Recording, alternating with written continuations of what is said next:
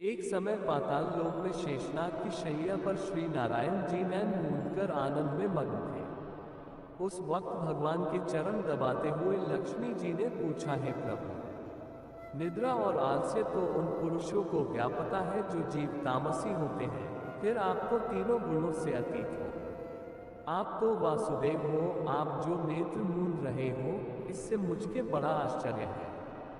नारायण जी ने उत्तर देते हुए कहा, हे लक्ष्मी, मुझको निद्रा आलस्य नहीं व्यापता। एक शब्द रूप जो भगवत गीता है उसमें जो ज्ञान है उसके आकार रूप है। ये गीता शब्द रूप अवतार है। इस गीता में यह अन्य 5 अध्याय मेरे मुख है, 10 अध्याय मेरी भुजा है, 16वां अध्याय मेरा हृदय और मन और मेरा उदर है, 17वां अध्याय मेरी जंघा है, 18वां अध्याय मेरे चरण है। गीता श्लोक ही मेरी नाड़ियां हैं और जो गीता के अक्षर है वो मेरा रोम है।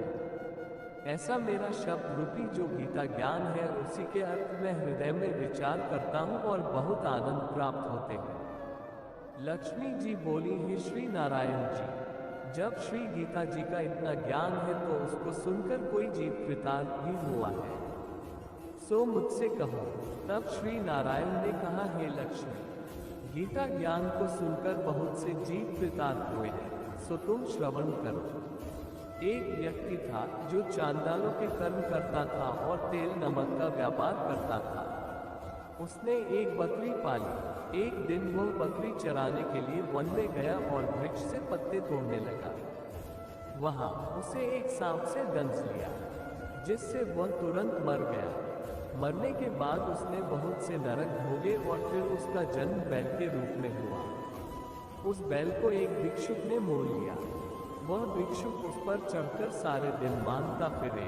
जो कुछ भिक्षा मांग कर लाता वह उसे अपने परिवार के साथ मिलकर खाता और वो बैल सारी रात द्वार पर खड़ा रहता।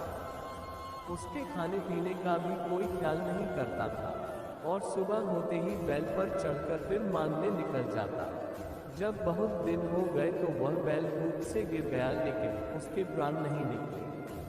नगर के लोगों ने देखा और उस बैल को कोई तीर्थ का फल दे तो कोई व्रत का फल दे, तब भी उस बैल के प्राण नहीं छूटे। एक दिन गणिका आई। उसने लोगों से पूछा, ये कैसी भीड़ है? तो उन्होंने कहा कि इसके प्राण नहीं निकलते, अनेक पुण्यों का फल दे रहे हैं तो भी इसकी मुक्ति नहीं होती। तब गणिका ने कहा कि मैंने जो कर्म किया है उसका फल मैंने इस बैल को दिया है। इतना कहते ही बैल की मुक्ति हो गई। तब बैल ने एक ब्राह्मण के घर जन्म लिया।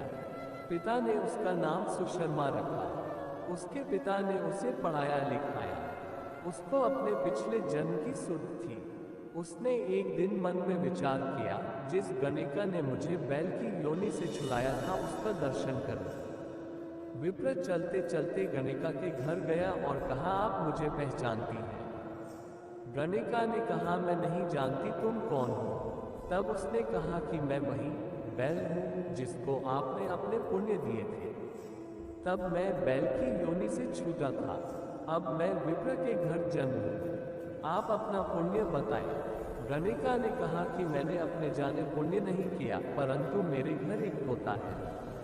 वह रोज सवेरे कुछ पढ़ता है, मैं उसका वाक्य सुनती हूँ, उस पुण्य का फल मैंने तुम्हें दे दिया।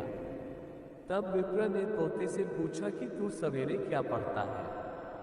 तोते ने कहा, मैं पिछले जन्म में विप्र का पुत्र था।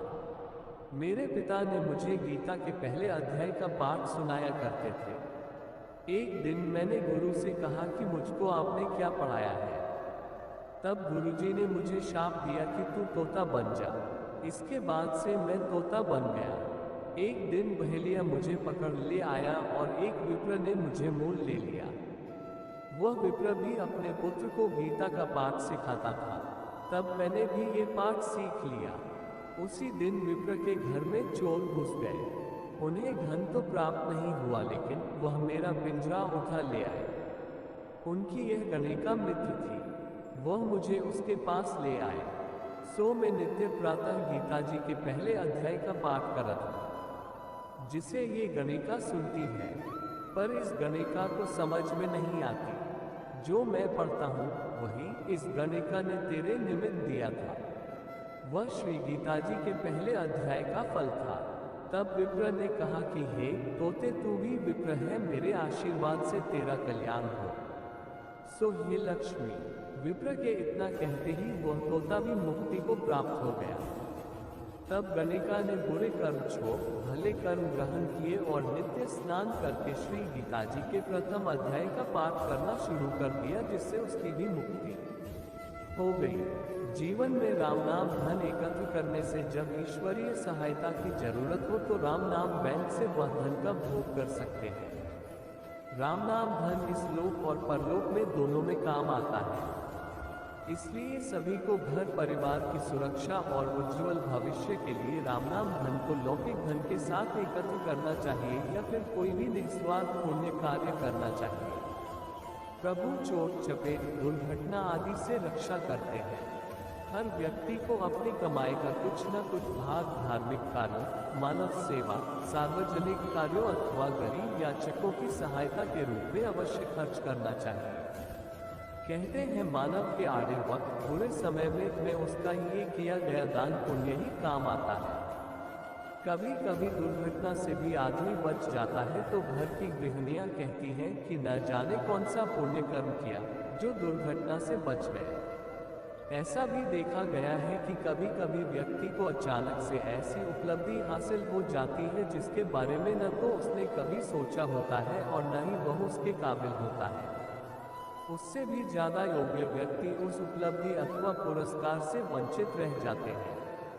इसके पीछे व्यक्ति के द्वारा पूर्व में किए गए पुण्य बल की शक्ति मानी गई है, जो व्यक्ति को निरंतर संकटों से बचाते हुए सफलता दिलाती है।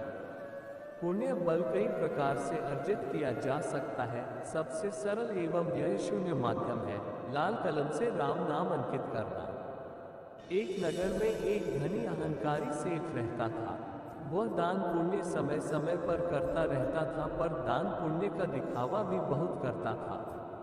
वह सभी से बताया करता था कि मैंने ये काम किया, मैंने वहां पर दान दिया, मैंने वो काम किया। एक दिन सेठ ने तुलादान का विचार किया। उसने तुला में अपने वजन के बराबर का सोना गरीबों में बांटा। उसी नगर में एक संत भी रहते थे।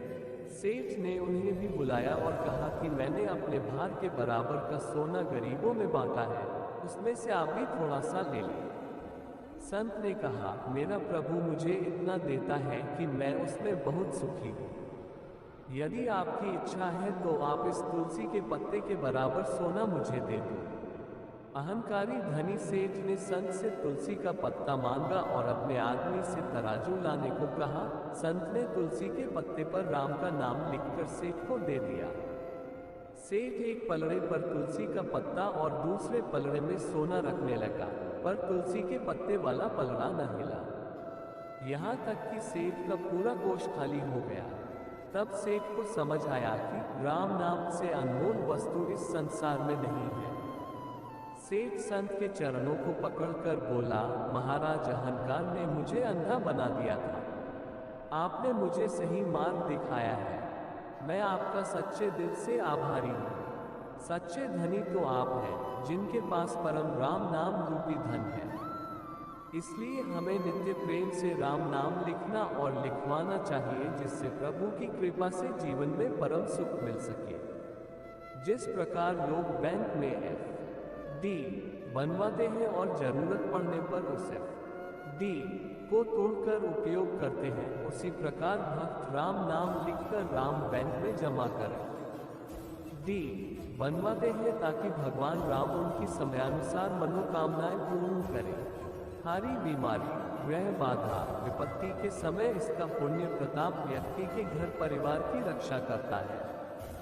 जिस प्रकार व्यक्ति कमाए हुए धन का विपत्ति के समय उपयोग करने के लिए बैंक में जमा करता है और जरूरत पड़ने पर उसका भोग करता है, उसी प्रकार मनुष्य को जीवन में राम नाम धन एकत्र करना चाहिए, जिससे जब ईश्वरीय सहायता की जरूरत हो तो राम नाम बैंक से वह राम नाम रूपी धन के पुण्य फल का भोग कर सके। लौकिक धन इस लोक में काम आता है तथा राम नाम का धन इस लोक तथा परलोक दोनों में काम आता है। अतः सभी को घर परिवार की सुरक्षा एवं उज्जवल भविष्य के लिए लौकिक धन के साथ राम नाम धन एकत्र करना चाहिए या फिर कोई भी निस्वार्थ पुण्य कार्य अवश्य करना चाहिए। भगवान राम का नाम स्वयं लिखना और दूसरों से लिखवाने के लिए प्रेरित करने वाले की प्रभु चोट चपेट दुर्घटना आदि से रक्षा करते हैं। संकट क्या होता है, ये सच्चे राम भक्त जानते ही नहीं।